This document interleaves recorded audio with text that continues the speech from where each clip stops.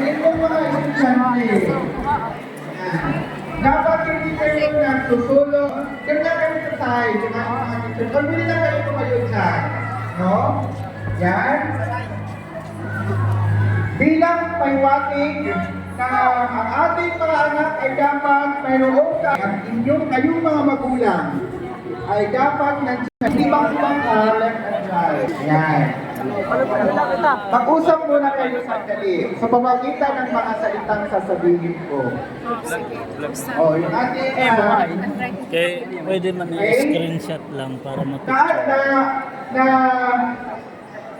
intindihan ko ng iba ay kasama ang nanay o tatay, ang iba naman mama, papa ang tawag, ang iba naman itay, inay, ang iba naman ay lulu or lola o kuya o ate naman ang ibang kasama. Okay? Ngayon magharap kayo na parang kayong nag-uusap. No? Na parang kayong nag-uusap. Kung ang inyong kasama ngayon ay nanay, sabihin mo, nay. Kung tatay, sabihin mo, tay. Kung mama, sabihin mo, mama. Kung papa naman, sabihin mo, papa. Kung itay, sabihin itay. Kung inay, sabihin mo, inay. Sige, sabihin mo, nay, or tay, mama o papa. Salamat sa pagtupig ng aking mga pakpak. Salamat sa pagiging hangin sa ilalim ng aking pangarap. Ang eroplanong ito, nausapin mo lang, ipitan mo sa mata. Ang eroplanong ito ay simbolo ng inyong sakripisyo. Diri numalupad.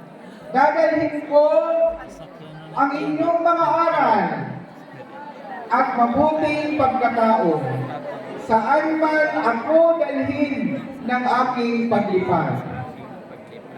Hindi lang po ako ang magtatagumpay ngayong araw, kundi tayong lahat. Mahal ko po kayo para sa inyo ito. Oh. At yakap naman dyan. Oh, hug, hug. Oh. Yan. Yan ang magulang na kaagapay ng anak.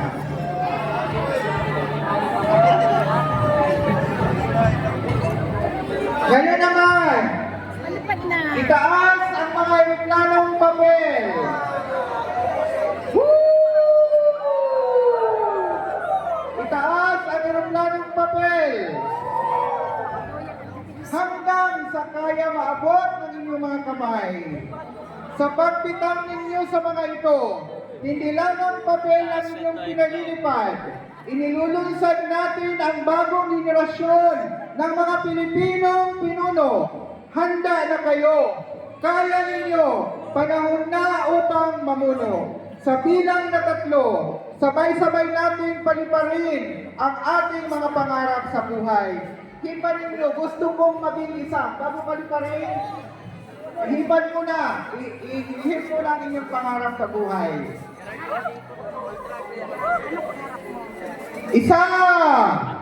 Itaas ang eroplanong papel. Paniliparin na natin.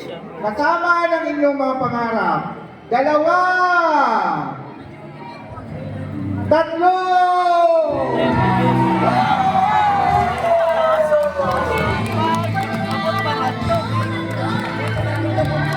Mataas na lipad, Pilipino, nagsipagtapos. Pumayag kayo at mamuno ng may kausayan at dangal. Ngayon, tingnan ninyo ang ating paligid. Ang ating mga eroplano ay lumapat na. Mayroong malayo ang narating. Mayroong nag-iba ng direksyon at mayroon namang malapit lang ang pinagbagsakan. Ganyan din ang buhay. At ang inyong paglalakbay bilang mga pinuno, may mga araw na ang inyong kakayahan at pagdadala sa inyo sa rurong ng tagumpay. Ngunit may mga araw din na ang hangin ng buhay ay sadyang napakalakas at